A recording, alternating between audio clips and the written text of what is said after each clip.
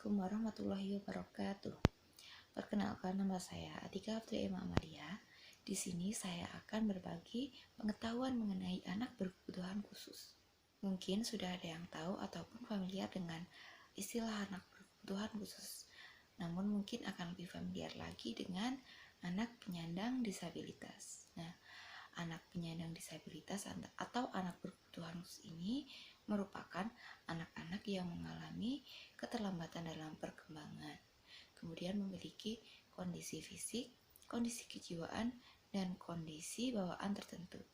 Nah, dikarenakan kondisi-kondisi tertentu tersebut, maka anak berkebutuhan khusus atau anak penyandang disabilitas ini memerlukan perhatian dan juga penanganan khusus agar dapat berkembang dan juga mengembangkan potensinya dengan baik dan maksimal.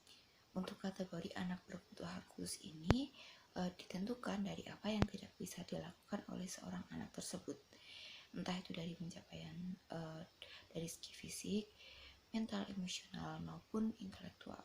Mereka juga memiliki perilaku yang berbeda-beda antara anak berkebutuhan khusus satu dengan yang lainnya.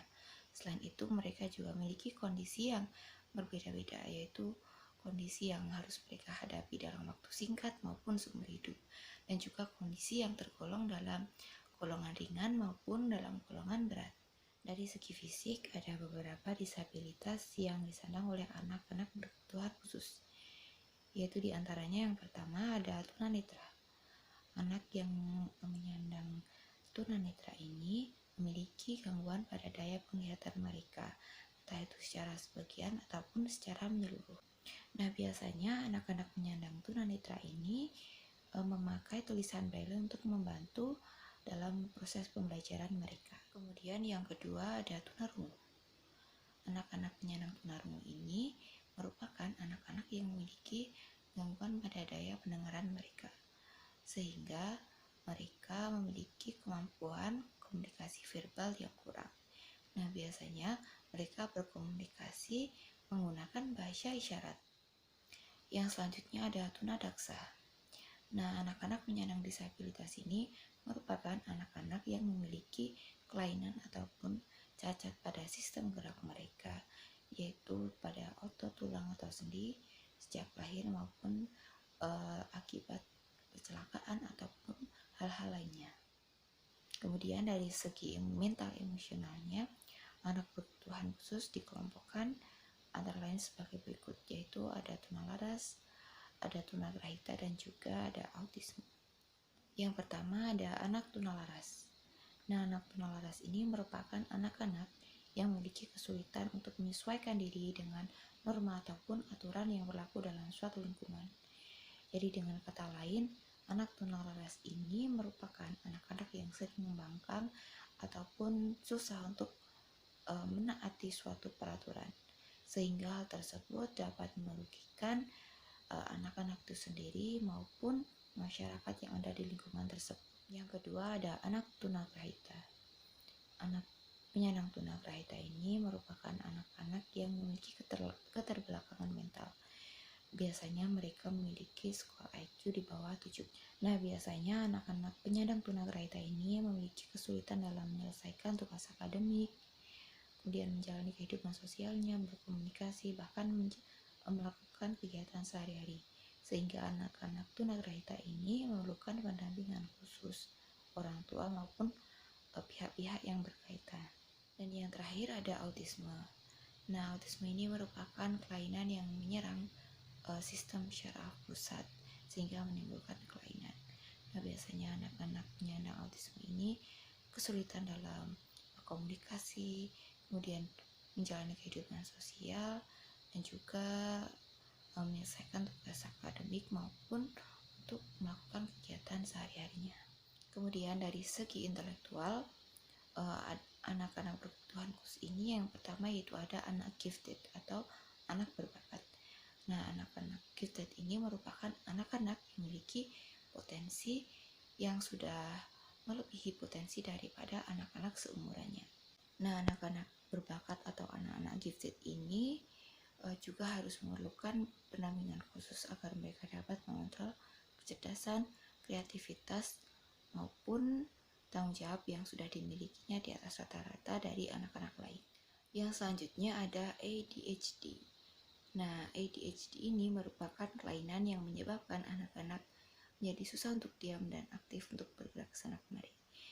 Kelainan ini merupakan kelainan yang mengganggu konsentrasi, atau dengan kata lain, hal ini dapat menyebabkan anak-anak sangat mudah untuk terdistraksi konsentrasinya, sehingga anak-anak ini kesulitan untuk mengikuti suatu kegiatan akademik karena konsentrasinya mudah sekali buyar. Selanjutnya ada slow learner. Nah, slow learner ini merupakan kondisi di mana anak itu mengalami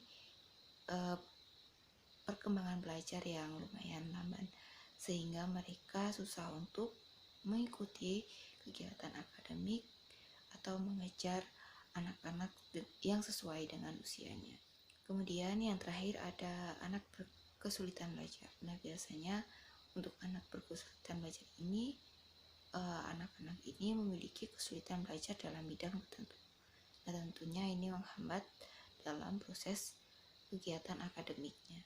Faktor-faktor yang menyebabkan anak itu dapat menyandang suatu disabilitas itu dapat disebabkan oleh berbagai faktor, yaitu yang pertama faktor internal. Nah, faktor internal itu yang merupakan faktor yang berasal dari dalam diri anak-anak tersebut, yaitu seperti kondisi bawaan dari lahir. Nah, itu termasuk dalam faktor internal.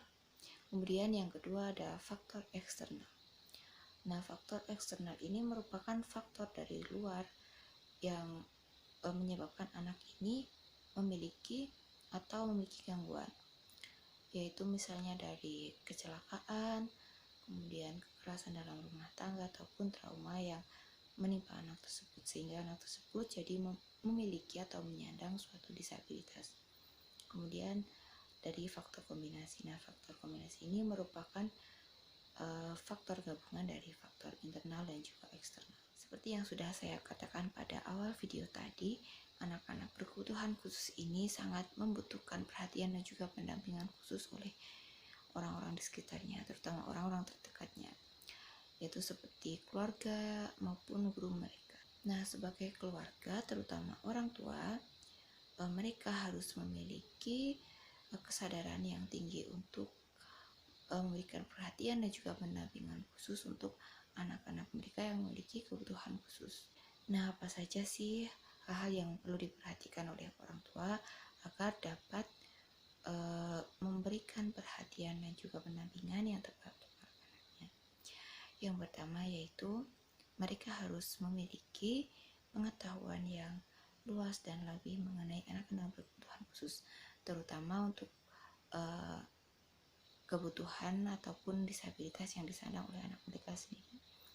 Dengan memiliki pengetahuan yang cukup ataupun yang luas tersebut, maka orang tua akan lebih bisa memberikan perhatian dan juga pendampingan yang tepat untuk anak-anak yang menyandang disabilitas.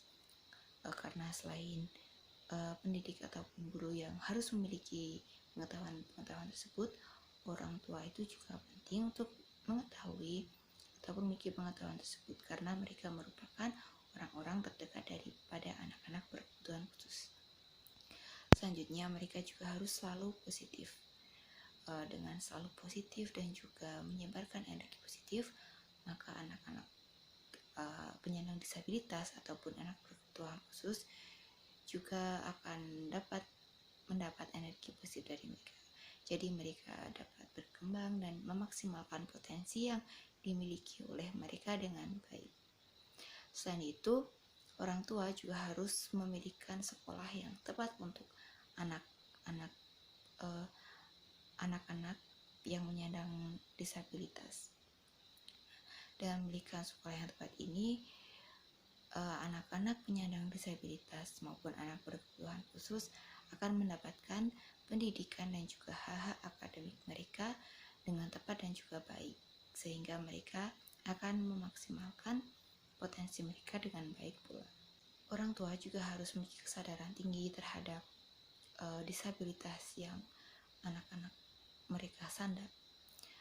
mereka dapat berkonsultasi dengan psikolog ataupun ahli-ahli tertentu agar mereka dapat memberikan pendampingan, perhatian, maupun memilihkan sekolah yang tepat untuk anak berkebutuhan khusus mereka. Jadi mereka dapat memaksimalkan potensi yang anak-anak berkebutuhan khusus itu miliki.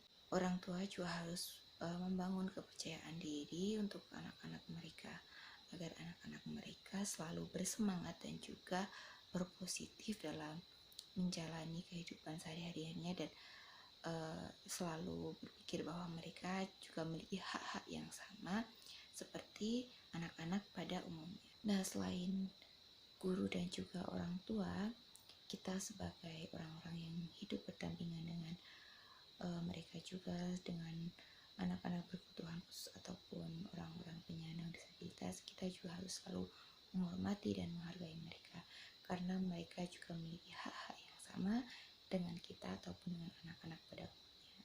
Mungkin cukup sekian untuk pengetahuan yang dapat saya bagikan pada hari ini. Semoga selalu bermanfaat untuk kita semua. Terima kasih. Wassalamualaikum warahmatullahi wabarakatuh.